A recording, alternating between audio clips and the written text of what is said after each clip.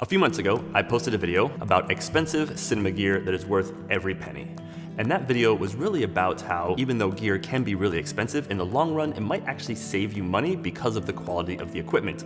However, if you don't have the money to actually buy that gear up front, it doesn't really matter how good it is, you just can't afford it. But today, I'm going to offer some cheaper alternatives to that expensive cinema gear, but still gets the job done. So the first item in that video was this tripod. It's the Sachtler Flowtech 75. This tripod's amazing because it has a single mechanism to actually have the legs pop out. And the Flowtech was the only tripod that did this for a long time. And recently we've seen quite a few other companies doing something similar.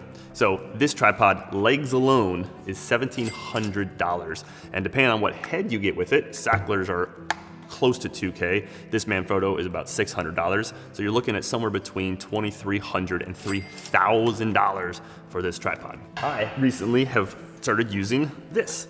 It's called the YC Onion Pinetta Peak Tripod, and it has a very similar features to the Flowtech. It has a single mechanism for each leg, and so it's very easy to make quick adjustments, and it's only $800, and that includes the head. So compared to the Flowtech, you're getting a tripod that has very similar characteristics, made of carbon fiber, very light, has a bigger payload actually than the Flowtech. It actually also has a mechanism that's easier to get the tripod to a low level with this little snap right here. So you pop that out and you can bring your legs all the way down to the bottom and it snaps back into place at the end of its range. And compared to the Flowtech, it's actually an easier and simpler mechanism. The nice thing about the YC Onion as well is, unlike the Flowtech, the legs are a little bit more standard in terms of their thickness, and so it's easier to carry, easier to hold for long periods of time. And then finally, and this isn't the fault of the Flowtech, but the actual mechanism to balance your head is much easier because it's got this single mechanism here, so you can balance your head and then lock it back down. On my Flowtech, I'm constantly reaching underneath to unscrew the head and level it that way. All right, so the Sachtler Flowtech, it's $1,700 for the legs alone. With a head, you're looking at probably something close to $2,500. But the YC Onion Pinetta, similar tripod, similar payload, similar weight, it is $800. Between the two, you're looking at somewhere between $1,700 in savings, but getting very similar functionalities. A lot of people say, oh, you gotta have the newest, sharpest, fastest f1.4 lens, something without chromatic aberration, something that has beautiful bokeh, no onion balls. It doesn't matter. I agree, a fast lens and a fast prime is incredibly important, but you don't need something that has technical perfection all of the time. And in that case, you can just go on eBay and buy some vintage lenses. And these will save you hundreds, if not thousands of dollars and still get you really high quality results. And depending on what you're looking for, perhaps even better results than a $2,000 or $3,000 fast lens will give you. So this guy is the legendary Helios 44. It's about 60 bucks on eBay. It's become pretty popular because Greg Fraser used it to shoot Dune 2. And so it's probably gone up a price a little bit, but still you can get this thing for under 100 bucks on eBay, and it creates a really, really unique look and gives your images a really unique look. Get it together. All right. So another option is the Contax series. These are old Contax Zeiss lenses. Again, somewhere in the $200 to $300 range for a lot of this set. Some are a little bit more expensive. The 50-1.4, love this lens. I've shot quite a few films and shorts on this lens, including the John Prine music video, a little bit of King Cole, and quite a few other small projects were shot on this lens, which you can get for about $250 to $300. So big modern lens, $1,300. Helios 44, 58 bucks. Saves you a lot of money.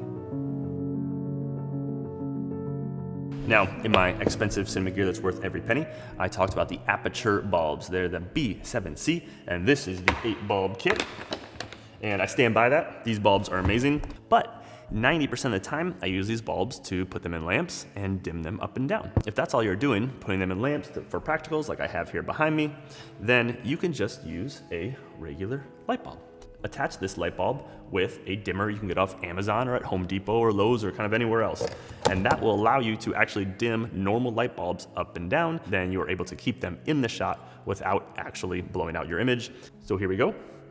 Aputure light bulbs, 150 bucks for one or 800 for the case, or a normal light bulb, which is a few bucks plus a dimmer. A lot of savings there, hundreds of dollars that you potentially save and still get quite a bit of the functionality as long as all you're doing is dimming things up and down.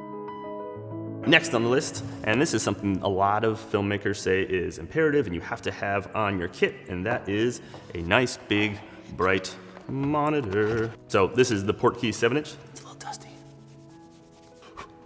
I use it. It hasn't been in here a long time, so I don't know why it's dusty. Any monitor that is worth its weight is going to be somewhat expensive. There are much cheaper models on the market.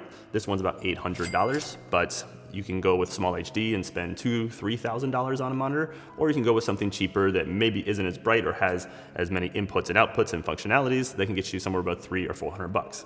But I would argue that a monitor is not necessarily a requirement for a lot of shoots.